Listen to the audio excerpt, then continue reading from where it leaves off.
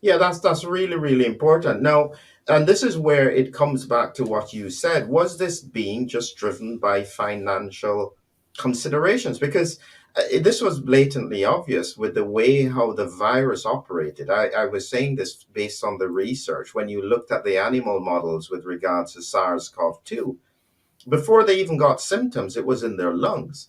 And so using an injectable would always be behind the virus. It would always never quite catch up to it. You had to somehow get the upper airway mucosal system to be effective. And strangely enough, this is exactly what the paper says as well. So if they knew that then, why didn't they apply it? Well, here's the thing, Philip, that's very interesting. And, you have to look back. We stand on the shoulders of others. Okay. What that means is, I can't do all the research. I have to build on what others have done before me. Okay. So going back to SARS, the original in 2003, we had 17 years of research on SARS.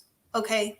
So we can base our knowledge on SARS-CoV-2 on what we know from SARS. Okay, SARS-CoV-2 is SARS, reemerged. It's the same virus, uses the same receptor, it behaves similarly, causes similar disease. So let's look back in the literature, okay? And it was very interesting to me, if you look back in the efforts to develop a vaccine for SARS, the original, there were distinct issues with developing a vaccine. So a paper, quite interestingly, that came out of Ralph Barrick's lab in 2015 showed that they tried live attenuated influenza or live attenuated coronavirus vaccine. They also tried double inactivated vaccine, and neither of them worked.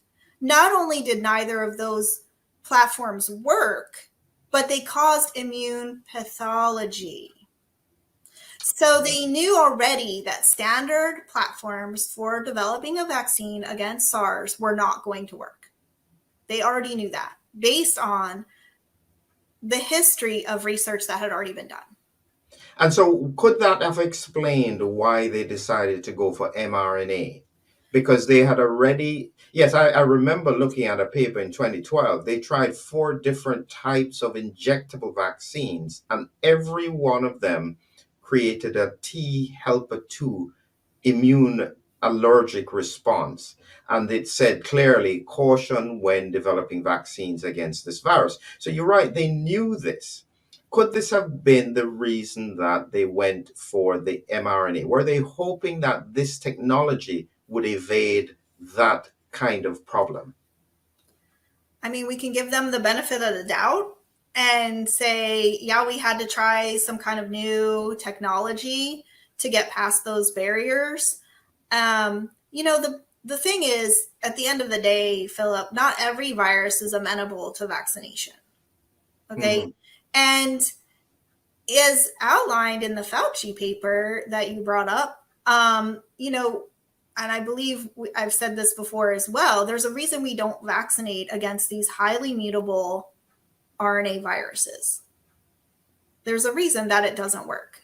And instead of spending our time and money on vaccination as the end all be all, golden, uh, you know, get us out of this pandemic, we should have used resources to pivot and to develop therapeutics, effective therapeutics.